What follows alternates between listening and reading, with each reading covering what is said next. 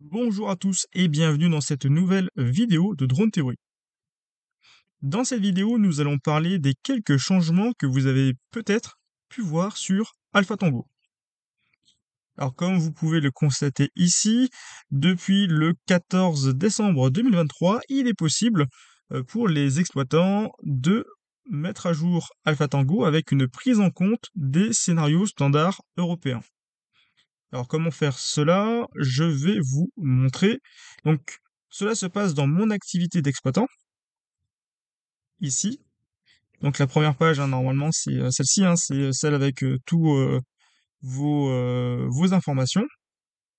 Et ensuite, dans le second onglet que vous avez ici, catégorie spécifique scénarios nationaux, hop, vous avez ici donc votre déclaration. Donc je rappelle que si vous souhaitez continuer à exploiter vos drones en scénario standard français, il faut renouveler ceci. Normalement, vous avez dû avoir un petit rappel, hein, vous indiquant de renouveler vos scénarios standards français pour pouvoir les garder pendant les 2 prochaines années.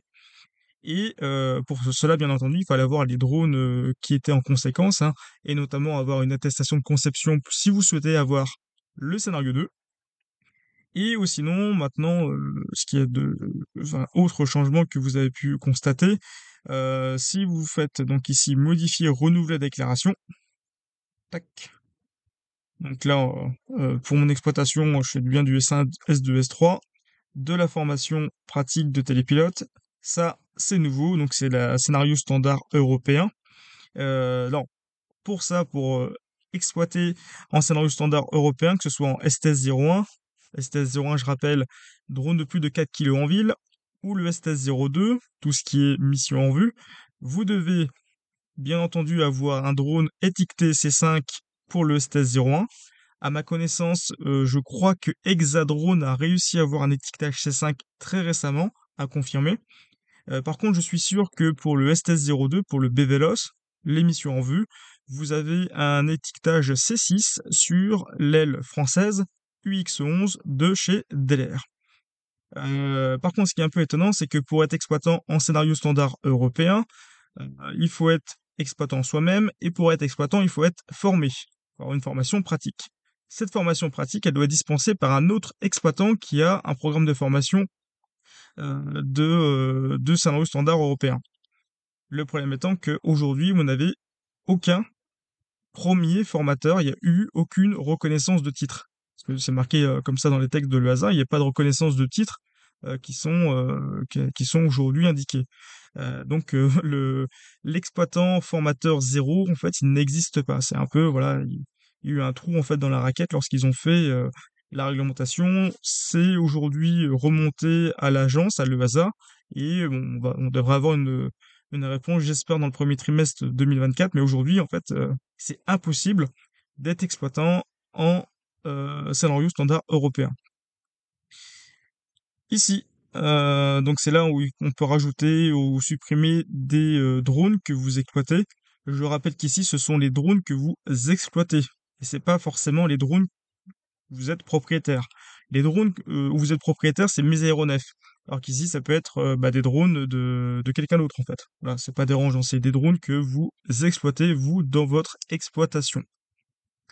Donc à partir du moment où vous avez fait la mise à jour, vous avez renseigné donc les deux, trois choses à faire, vous faites soumettre, et à partir de là, c'est bon, c'est reparti pour 2 ans. Je rappelle, la déclaration d'exploitation, c'est à renouveler tous les 2 ans. Voilà pour cette petite vidéo. Alors, sachez que bientôt, pour les abonnés de Drone Theory, vous allez pouvoir profiter d'un tout nouveau site qui est en cours de création, sur lequel vous allez retrouver, bon, bien évidemment, toutes les formations que nous proposons, les formations e-learning, vidéo, etc., avec, pour la préparation de l'Open, un tout nouveau tarif qui sera vraiment pas cher par rapport à la concurrence aujourd'hui, un tarif de 7 euros par mois qui va vous donner la possibilité d'avoir l'ensemble, je dis bien l'ensemble des cours en e-learning. Donc là, vous avez le futur programme de formation. Euh, du coup, là, je suis en mode éditeur, je sais même pas si ça fonctionne. Clac. Ah, perdu. Bon, voilà. peu importe. Donc à partir de là, quand ça fonctionnera bien et quand elle sera en ligne, ah si, il faut juste un peu attendre. Voilà, le super programme de formation avec toutes les vidéos, toutes les vidéos e-learning. Vous aurez toujours, bien entendu, l'accès au QCM de révision avec, pour chacune des réponses, une petite vidéo qui vous explique le cheminement de la réponse, le support de cours associé à la réponse pour toutes les questions. Alors aujourd'hui, hein, il y a un peu plus de 500 questions en fait, hein, qui sont dans la base de données pour la préparation à l'Open. Et pour finir, vous avez depuis hier, je fais la vidéo le 30 décembre, un nouveau groupe de préparation à l'examen Open A2 pour les révisions, pour poser vos questions, comment ça se passe, etc., etc. Donc aujourd'hui, on a une petite communauté, on commence avec 50 membres, ça n'arrête pas de monter hein, depuis hier.